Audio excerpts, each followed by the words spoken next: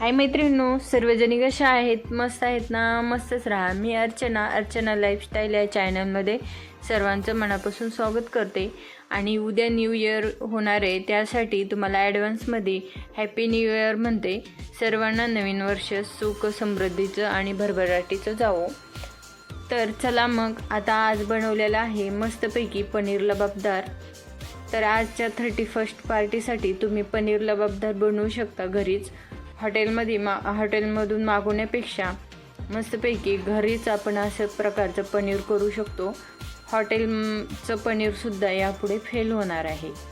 चला तर मग आता आपण रेसिपीला सुरुवात करूया. तुम्हाला इथे मी एक पीस उचलून दाखवते. एकदम बघा, ग्रेव्ही पण मस्त अशी पनीरला चिटकलेलीच आहे.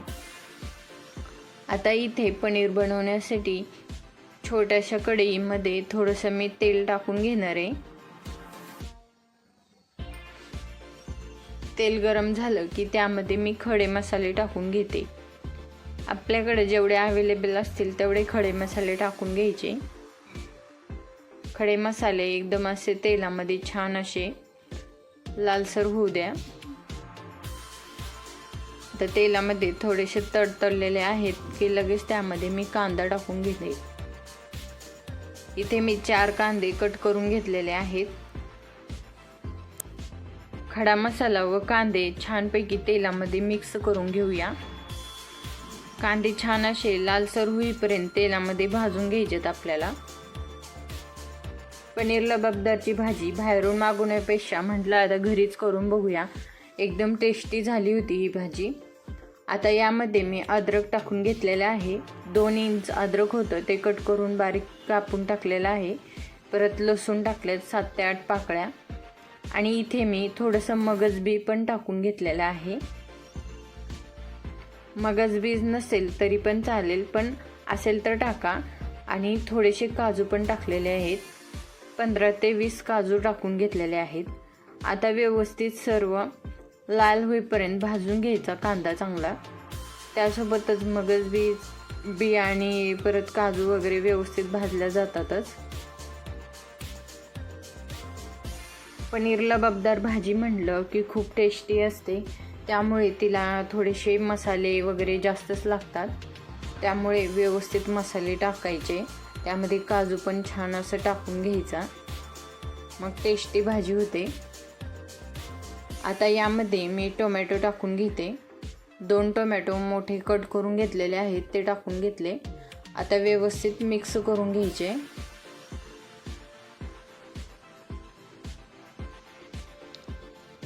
सर्व वस्तू छान अशा तेलामध्ये परतून घ्यायच्या लाल होईपर्यंत.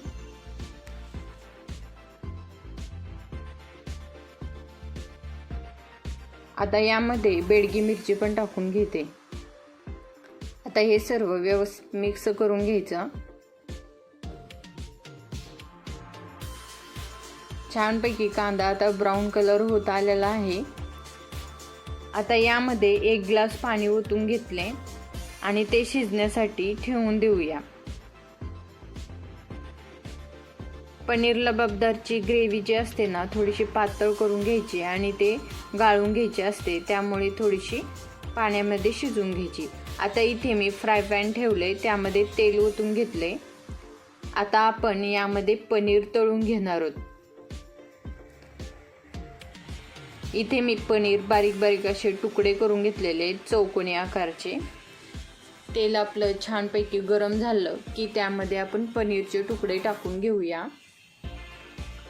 अशा प्रकारे क्यूब करून घेतले होते मी. ते व्यवस्थित छान असे तेलामध्ये परतून घ्यायचं पनीर, म्हणजे भाजी खूप छान लागते. त्यावर थोडंसं लाल तिखट, हळद आणि थोडंसं मीठ टाकून घेतले, त्यामुळे एकदम टेस्ट येते पनीरला. थोडंसं लाल तिखट, मीठ आणि हळद टाकली की, आणि व्यवस्थित फ्राय पॅनमध्ये तळून घ्यायचं पनीर. आता आपलं पनीर छानपैकी तळलेलं आहे. आता हे पनीर साईडला काढून ठेवून द्यायचे. आपली ग्रेव्ही आता शिजत आलेली आहे, तुम्ही बघू शकता. मस्तपैकी ग्रेव्ही तयार झालेली आहे. आता ही आपण मिक्सरला काढून घेऊ शकतो.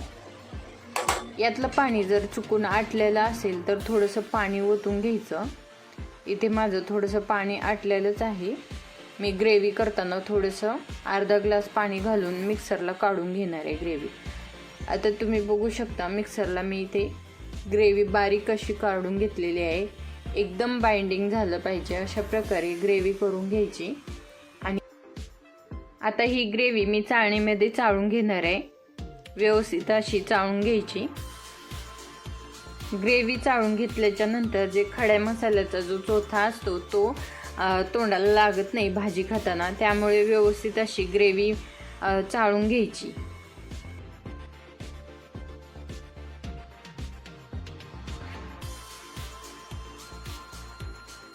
ग्रेव्ही आता मस्तपैकी चाळून झालेली आहे.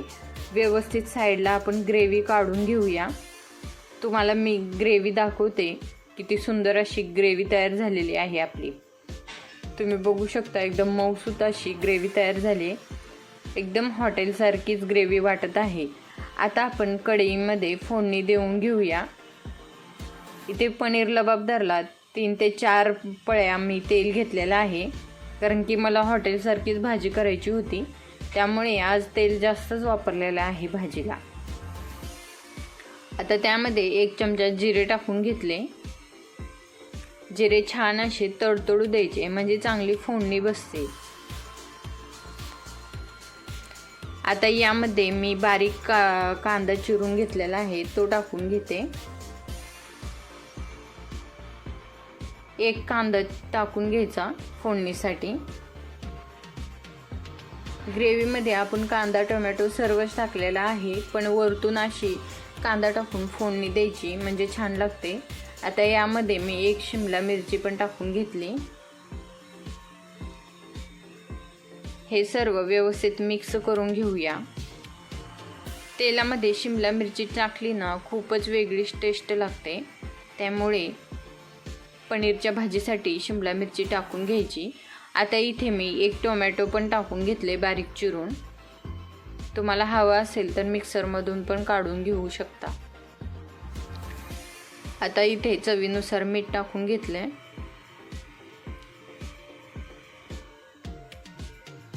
सर्व व्यवस्थित मिक्स करून घेऊया. आता 1 चमचा धनिया पावडर टाकून घेतले. अर्धा चमचा हळद,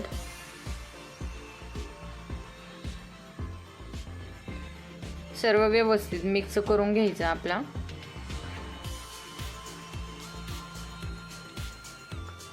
अर्धा चमचा जिरे पावडर टाकून घेतले. पावडर मसाले मस्तपैकी तेलामध्ये छान टाकून घ्यायचे, म्हणजे परतायचे. आणि चवीनुसार लाल तिखट टाकून घेतले. तेलामध्ये पावडर मसाले टाकले की छानपैकी टेस्ट उतरते. आता यामध्ये मी कसुरी मेथी मिक्स करून टाकून घेते. त्याला छानपैकी असं चोळून घ्यायचं आणि मग टाकायचं तेलामध्ये. आता आपला मसाला व्यवस्थित शिजला आहे. त्यामध्ये जी आपण ग्रेव्ही करून घेतलेली आहे ते पण टाकून घेऊया. आता ही ग्रेव्ही व्यवस्थित मिक्स करून घ्यायची. मसाल्यामध्ये व्यवस्थित मिक्स करून 10 ते 15 मिनटं अशी शिजवून घ्यायची छानपैकी. तुम्ही बघू शकता किती सुंदर अशी ग्रेव्ही तयार झालेली आहे. यामध्ये 1 ते 1.5 चमचा थोडीशी साखर टाकून घेतली, म्हणजे थोडीशी चव मॅनेज करते, त्यामुळे थोडीशी साखर टाकून घ्यायची कधीही भाजीला. सर्व आता मिक्स करून घेतलं व्यवस्थित. आता यामध्ये थोडासा मी पनीर मसाला पण टाकून घेतलाय. असेल तर टाका, नाही मसाला टाकला तरी बी चालतो, कारण की आपले मसाला मस्त झालेला आहे. पण होता म्हणून मी टाकून घेतला पनीर मसाला पण. आता मस्तपैकी ग्रेव्ही शिजत आलेली आहे. आता यामध्ये आपण पनीर टाकून घेऊया. जे आपण तळून घेतलेलं पनीर आहे ते सर्व टाकून घेऊया यामध्ये. आता मी इथे 2 ते 3 चमचे फ्रेश क्रीम टाकून घेते. त्यामुळे भाजीला खूप छान अशी चव येते. म्हणजे एकदम हॉटेलसारखीच टेस्ट येते. फ्रेश क्रीम नसेल तर आपलं घरचं जी साय असते तिला मिक्सरमध्ये काढून घ्यायची आणि ते टाकून घ्यायची. पण फ्रेश क्रीम ना भाजी शिजल्याच्या नंतरच टाकून घ्यायचं. थोडीशी गरम करून घ्यायची आणि गॅस बंद करून घ्यायचा. नाहीतर सुरुवातीलाच फ्रेश क्रीम टाकली की भाजी खराब होते, म्हणजे दूध फुटल्यासारखं त्याला टेक्स्चर येतं. त्यामुळे कधीही फ्रेश क्रीम लास्टला टाकून घ्यायची. आता तुम्ही बघू शकता आपलं पनीर तयारच होत आलेलं आहे. थोडं 5 मिनटं थोडंसं शिजू देऊ आणि त्यावर आता मस्तपैकी मी पनीर थोडंसं खिसणार आहे आणि थोडंसं आपलं धनिया पत्ता पण टाकून घेणार आहे. बघा अशीच असते ना बाहेरची भाजी. किती मस्त अशी भाजी तयार झालेली आहे, म्हणजेच पनीर लबाबदार तयार झालेला आहे. तुम्ही असा घरी पनीर लबाबदार करून बघा आणि एकदा ऑर्डर पण बाहेरून करून बघा, दोन्हीची टेस्ट कशी लागते. तर बाहेरपेक्षा आपलं हे जे बनवलेलं पनीर लबाबदार आहे ना, हेच टेस्ट लागणार आहे. त्यामुळे तुम्ही अशी रेसिपी एकदा करून बघा आणि मला कमेंटमध्ये सांगा की तुमची रेसिपी कशी झाली होती ती. अशा प्रकारे थोडंसं मी पनीर सजवलं होतं आणि मस्तपैकी आम्ही पार्टी केली होती. चला तर मग अशाच नवीन नवीन रेसिपी बघण्यासाठी अर्चना लाईफस्टाईल या चॅनलवर नवीन असाल तर चॅनलला सबस्क्राईब करा. तोपर्यंत स्वतःची काळजी घ्या. पूर्ण व्हिडिओ बघितल्याबद्दल धन्यवाद.